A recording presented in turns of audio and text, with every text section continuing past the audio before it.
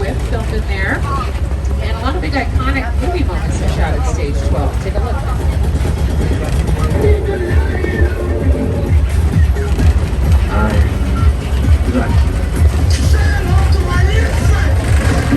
So the inside of a sound stage can be turned into any world a filmmaker wants. It's like a blank canvas.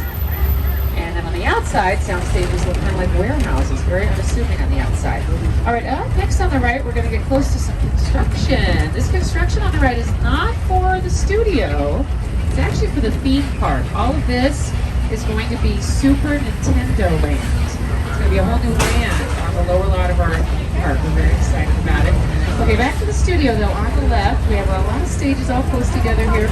Coming up on the left stage is 17 and 16. Those are both currently home to Saved by the Bell. They do use the school bus for filming. We saw them using it just last week. They put it in one of the sound stages. Oh, the doors are open. We can kind of peek inside, see the backside of some of their sets in there. These two stages are formerly home to the NBC comedy series Superstore.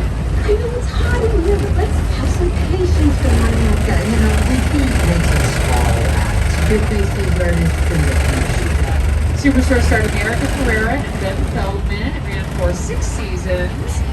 We are also on the front line home to the Kelly Clarkson Show and also a new show called Mr. Mayor. You'll see lots of trailers on the front line. We use them for things like dressing rooms for actors and hair and makeup. And sometimes costume storage. You'll see some costumes hanging on racks under a little white tent there. Those costumes are most likely for Saved by the Bell because they also film close by in stage 21 coming up on the left. This is our second largest sound stage. Movies have filmed in there as well, like Snow White and the Huntsman, How the Grinch Stole Christmas, and Apollo 13. Also, their doors open just a little. Whenever a stage door is open, it's always worth taking a peek inside. You never know what you're going to see in there. The big doors on our sound stages are called elephant doors because an elephant could fit through them. I don't know who came up with that name, but genius. Once the elephant doors are closed, though, once the sound stage is all closed up and ready for filming, it's almost totally soundproof. That's where the term sound stage comes from. It's all about controlling the sound. Although we get super close to these stages, which is why we do have quiet zones. There's always a chance they can pick up the sound of my voice on their soundtrack, and they don't want that for some reason. So we may have a quiet zone for stage 43. No, they're not filming just a second. Stage 43 has some minions hanging out next to it. I'll explain why the minions are there in a second. There are thousands of people that work on the lot on a typical working day like today, and they all have to eat. That's why we have places like Base Camp, Kitchen on the left for them to get food. On the right is stage 44. This is currently home to the NBC series Good Girls. It was also used by a big hit movie called Furious 7. And just before Good Girls, the NBC comedy series The Good Place filmed in there, starring Kristen Bell and Ted Danson. Up next on the right, you'll see a big building with posters for Wicked and America's Got Talent on it. This building is a mill where sets are constructed that then go into our sound stages or out onto the back lot, depending. They also have a staff shop in here where they can custom build props. Any prop you can imagine can be made in there. On the left, we have bungalows. These are offices for production companies like Illumination Entertainment. They made the Despicable Me film. So the minions we saw back there, that was a sign pointing the way to get to their offices here. Brownstone Productions has offices here too. That's Elizabeth Banks's production company. So she produced and starred in all 3 Pitch Perfect films. The bungalows used to be dressing rooms for big movie stars that worked here, like Doris Day, Rock Hudson, and Paul Newman. Another new show that's been filming here recently is Kenan. That stars Kenan Thompson of Saturday Night Live. Kenan's filming in stage 22 over on the left. Stage 22 is part of a bigger building. There's office space in the front and then a second sound stage. Stage 23. Both stages were home to America's Got Talent. And before that, the revival of the NBC comedy series Will and Grace. So in a moment, we're actually going to turn the corner here and we're going to leave the front lot and enter the big back lot where we keep all the big exterior sets. I should point out though, coming up on the left, there's some activity happening outside stage 23. Their door is open and they have set pieces they're loading in. So take a peek in there, it looks super cool. But on the right hand side, the first area of sets on the back lot we're going to visit are the metropolitan sets. We call them the metro sets for short. So this is where we give filmmakers lots of different options in terms of city settings, all within just a few acres of land. We have big city sets, small town sets. We can adjust to different genres of time periods, and every section has its own name. Like coming up on the right, we have Brownstone Street.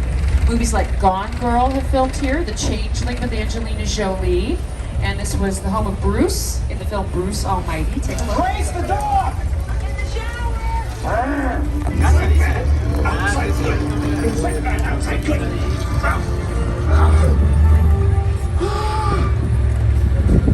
Oh, you're done now. Great. B-E-A-U.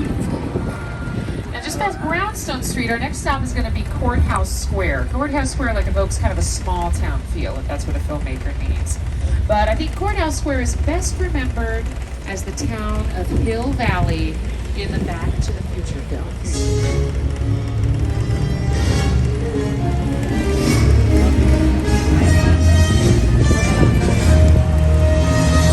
As we round the corner on the left, you'll see the courthouse. That was the clock tower in Back to the Future. It was struck by lightning. First film in 1955. Lots of other movies have filmed at Courthouse Square, though, over the years. There's a few examples on our screens. There's Psycho 2. Filmed To Kill a Mockingbird, also filmed here. There was a big riot at Courthouse Square for Bruce Almighty. I'm actually going to pause it for a second just so you can see. Look at the courthouse in the background. It's got like a white kind of stony color to it.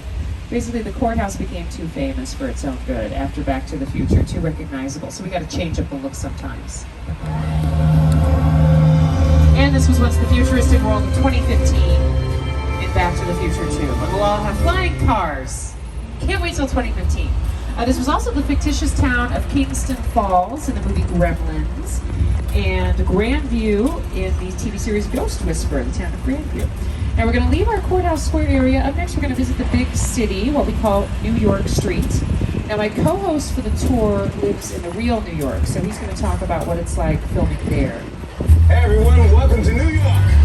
I got my start right here in New York on Saturday Night Live. This is actually my old neighborhood. What's good love me over there? An old woman. Tough lady. This is my favorite hot dog guy. Hey buddy, how's it going? Remember me? No. Just like old times. Gotta love New York City.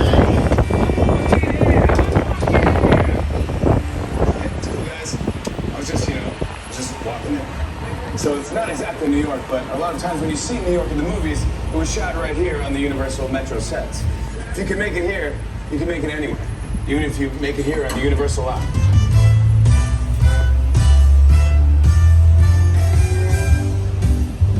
Thank you, Jimmy. So yes, we have our own New York City, conveniently located in Southern California.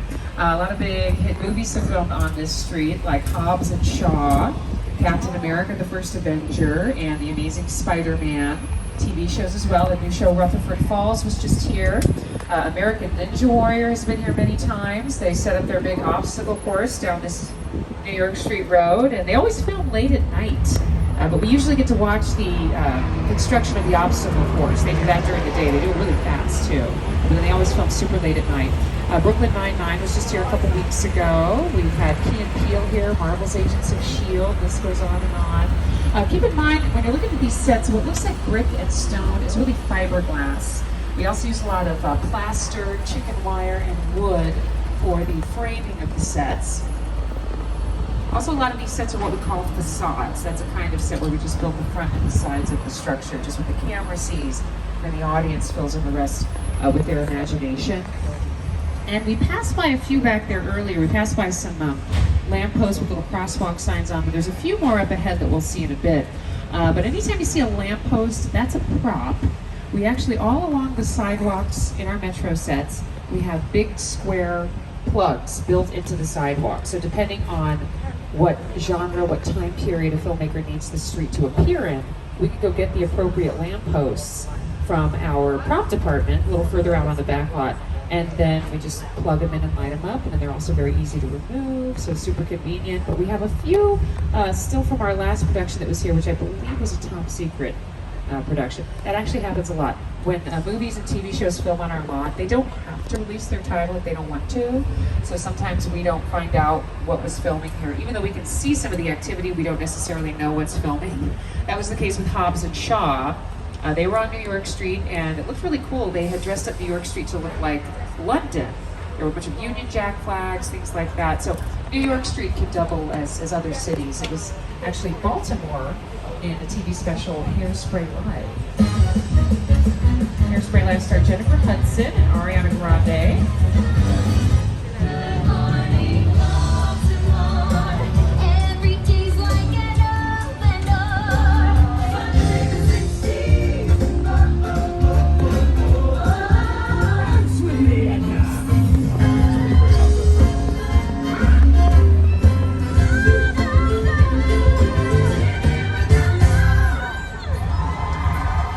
Hairspray Live took over pretty much the entirety of the Metro sets. That's actually a question that we get a lot on the tour. Like, if something's filming here on the Metro sets, what do you do on the studio tour?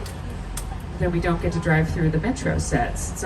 We always break a few hearts when people can't see the Back to the Future set, but productions always have to take precedence over the studio tours. So as much as, Mark and I would love to plow right into an area of active filming, they won't let us do that. So we always have to just reroute the trams, but we can still get some pretty good peeks at what's going on.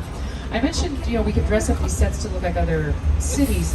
We also have some fun set decoration right now on some of the facades here. Like on the left, on the brown doors there, it says Napa, and then underneath it in some places it tells you what Napa stands for, Metropolitan Academy of Performing Arts.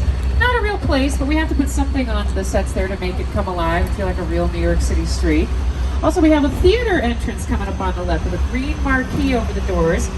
This theater entrance was featured in Spider-Man 2. So this is many Spider-Mans ago. I don't know how many there have been since, like 6 or 7, but we're talking like the Tobey Maguire Spider-Man movies, if anybody remembers those. There was a scene in Spider-Man 2 where Mary Jane Watson is starring in The Importance of Being Earnest, and she's kind of pacing in front of the theater looking for Peter Parker. But that was the theater that was used in that scene. He was across the street feeling kind of sorry for himself. And we have some more fun signage on some of the sets here. It looks like they're in French, Chapellerie, and Antique is an antique store in French, perhaps, on the right-hand side. But when you see things like that, that is set decoration, usually from a very recent production. We got to change up the look pretty frequently to accommodate whatever the next filmmaker, whatever the next TV show needs. But all that set decoration, that's the responsibility of the art director on a film. They have a big responsibility. They have to bring to life any world a filmmaker could dream up. This is the studio tour, Universal Studio. Thank you for watching and thank you for coming my premiere. Thank you so much everyone. I hope nag-enjoy ulit kayo sa ating studio tour with us sa Universal Studio. Thank you so much everyone for watching.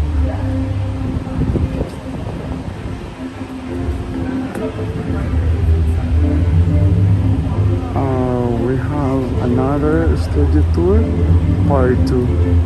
So please stay connected and stay watching and follow up all my studio tour or Universal series of premiere, guys. This is only part 1, so please follow up and check my Universal Studio series of premiere. Thank you very much for watching and have a great afternoon.